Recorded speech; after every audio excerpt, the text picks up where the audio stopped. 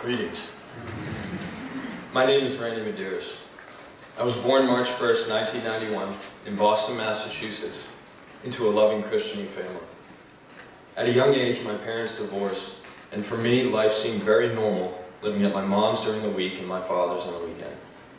But I soon realized that almost none of my friends had split up parents, and this made me feel unwanted and disapproved of by others and myself. Because of this, starting at a young age, I began to put my identity and worth into sports and video games. If I lost a basketball game, I would sit in self-condemnation for days. In my mind, if I wasn't good at sports, then what was the point? Believing the lie that no one loved me or wanted to be around me. Starting in high school,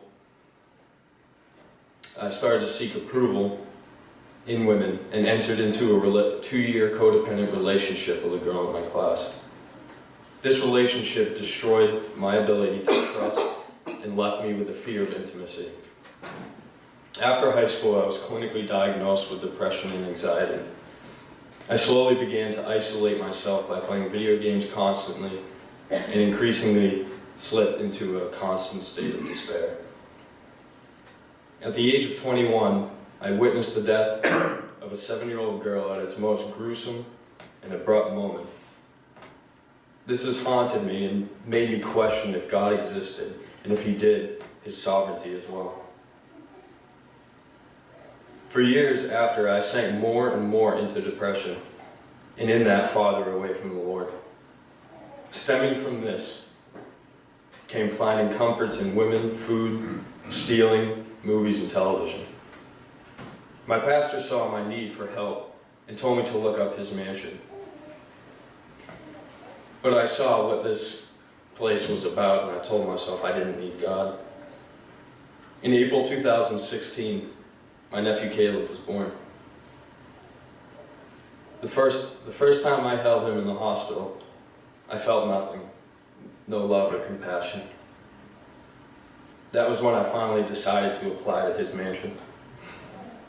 When I arrived here in September of last year, I was totally hopeless when it came to every facet of my life. I felt almost no emotions. I was dead in my sin. I really struggled here for the first 5 months with my chronic neck pain and just not wanting to relinquish the illusion of my control to the Lord. Always needing to know what was going on around me and what everyone was doing came to a point of agonizing anxiety. It came to an end one day in phase 2 during an exercise I was going through and experiencing the Lord in a way that I could not deny. He spoke to me with words of true love and compassion. God met me where I was, touched my heart, and gave me a peace that I truly cannot explain. And out of the peace, I am now overflowing with joy that breeds compassion and empathy for others. This gift of empathy that the Lord has given me can sometimes feel like a curse by taking on others' burdens. But He is walking with me and strengthening me through it.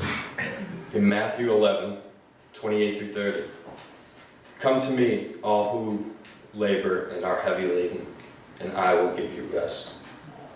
Take my yoke upon you and learn from me, for I am gentle and lowly in heart, and you will find rest for your souls.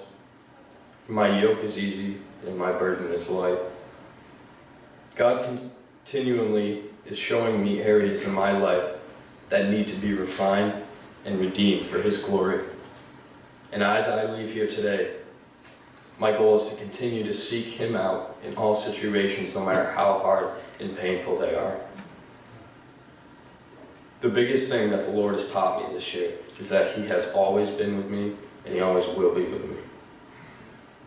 That for me is such a huge comfort and gives me hope that no matter the situation, I can go to Him and I will never be let down. A verse that has continually spoken to me this year during my hurts and pains is James 1, 2 through 4. "Count it all joy, my brothers, when you meet trials of various kinds. For you know that the testing of your faith produces steadfastness. And let steadfastness have its full effect, that you may be perfect and complete, lacking in nothing. Praise God. I was hopeless and dead in my sin. Now I am alive and redeemed in Jesus Christ.